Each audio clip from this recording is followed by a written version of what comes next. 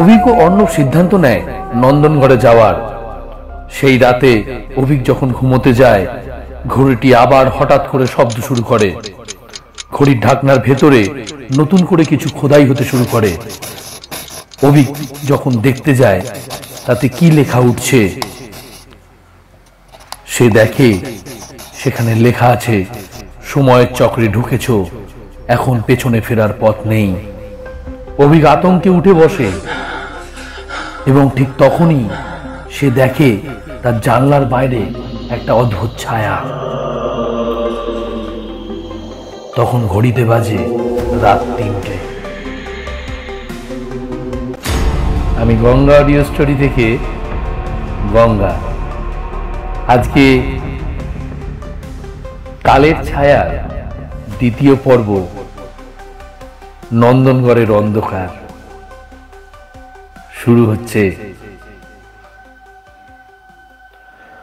অভিক এবং অর্ণব পরের দিন সকালেই নন্দনগড়ের উদ্দেশ্যে রওনা হয়।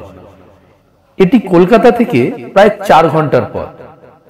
গাড়িতে যেতে যেতে তারা জমিদার বাড়ি এবং ঘড়ি নিয়ে আলোচনা করে। অর্ণব বলে, তুই কি নিশ্চিত এই সবকিছুর কোনো ভিত্তি আছে? ঘড়ি কি আসলে আমাদের কোথাও নিয়ে যেতে পারবে? অভিক বলে, আমি জানি না রে, তবে এই ছড়াটা আর ঘড়ির আচরণ সবকিছুই খুব অদ্ভুত। এর পেছনে নিশ্চয়ই কিছু আছে। তারা দুপুরের দিকে নন্দনগড়ে পৌঁছায়। এটি একটি ছোট্ট গ্রাম, যেখানে আধুনিকতার ছোঁয়া খুব কম। গ্রামে ঢুকতেই তাদের চোখে পড়ে বিশাল জমিদার বাড়ি, যা এখন প্রায় ধ্বংসপ্রায়। বাড়ির আশেপাশে স্থানীয় মানুষজন থাকলেও সবাই জমিদার বাড়ি নিয়ে একই রকম ভয় পায়। তারা গ্রামের এক প্রবীণ ব্যক্তি হরিদাস কাকাকে খুঁজে পায়। তিনি জমিদার বাড়ির ইতিহাস জানেন। হরিদাস কাকা বলেন, এই বাড়ি ছিল জমিদার নরেন্দ্র রায় চৌধুরীর। তার ধন সম্পদের গল্প তো সবাই জানে, কিন্তু তার মৃত্যুর পর থেকে বাড়িটা অভিশপ্ত। কেউ ধন খুঁজতে গেছে আর ফিরে আসেনি। বলা হয় সময় এখানে থেমে যায়। কাকাবাবু আরো জানান, জমিদারের মৃত্যুর আগের দিন রাতে তার হাতে এই ঘড়িটা ছিল। তিনি বলেছিলেন যে এই ঘড়ির রহস্য বুঝতে পারবে সে সময়কে নিজের আয়ত্তেই আনবে। এই কথা শুনে অভিক ও অর্ণবের কৌতূহল আরো বেড়ে যায়। দুপুর গড়িয়ে বিকেল হয়ে আসে। অভিক ও অর্ণব সিদ্ধান্ত নেয় জমিদার বাড়ির ভেতরে ঢোকার। বাড়ির বিশাল লোহার গেট এখন মরচে পড়ে নষ্ট হয়ে গেছে। তারা গেট ঠেলে ভেতরে ঢোকে।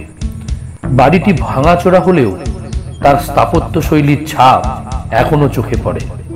দেওয়ালের গায়ে ঝুলে থাকা শ্যাওলা, ছাদ থেকে ঝুলে থাকা লতাগুল্ম আর ভাঙা জানলা থেকে আসা হাওয়া, সবকিছু যেন জমিদারের অতীত কাহিনী শোনাচ্ছে।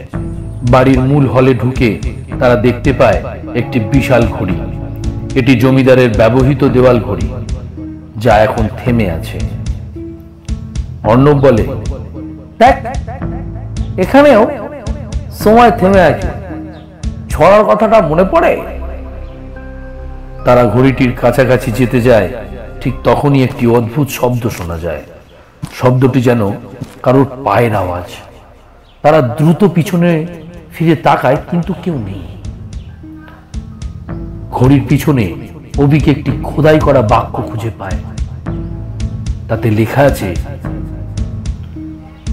পথ শুরু হয় যেখানে, সময় সেখানেই কথা বলে।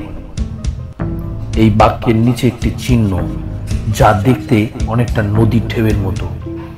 অভিক বুঝতে পারে এটি জমিদার বাড়ির পিছনে সেই নদীর কথা বলছে, যার কথা গ্রামে সবাই বলেছিল। তারা বাড়ির পিছনের দিকে গিয়ে নদী দেখতে পায়। সন্ধে নেমে এসেছে। নদীর পাশে একটি পুরনো ঘাটে তারা একটি চৌকো পাথর খুঁজে পায়, যার ওপর একটি চাবির চিহ্ন খোদাই করা। ঠিক তখনই তারা দেখতে পায় দূর থেকে একজন লোক তাদের দিকে তাকিয়ে আছে। লোকটি মাঝবয়সী, পরনে ধুলো মাখা জামা, তার চোখ অভিক আর অর্ণবের দিকে স্থির। অর্ণব বলে, লোকটা কে? এখানে কি করছে? লোকটি কোনো কথা না বলে ধীরে ধীরে তাদের দিকে এগোতে থাকে। অভিক ও অর্ণব ভয়ে নদীর ঘাট থেকে একটু সরে দাঁড়ায়। লোকটি তাদের সামনে এসে বলে, এই জায়গা থেকে সরে যাও, এখানে যা লুকিয়ে আছে তা তোমাদের জন্য নয়। অভিক জিজ্ঞেস করে, আপনি কে? আপনি জানেন এখানে কি আছে? লোকটি আর কোনো উত্তর না দিয়ে চলে যায়। রাত হয়ে এসেছে। অভিক ও অর্ণব ঠিক করে তারা আজ রাতে নদীর ঘাটে থেকে ঘড়ি ওর পাথরের রহস্য সমাধান করবে।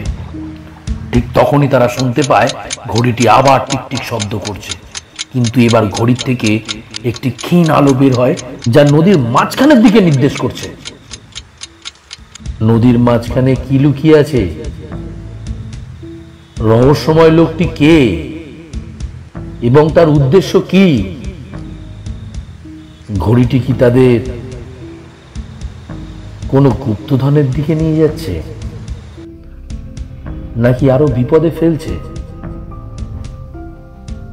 জানতে সঙ্গে থাকুন গঙ্গা অডিও স্টোরি আগামী পর্বে। ধন্যবাদ।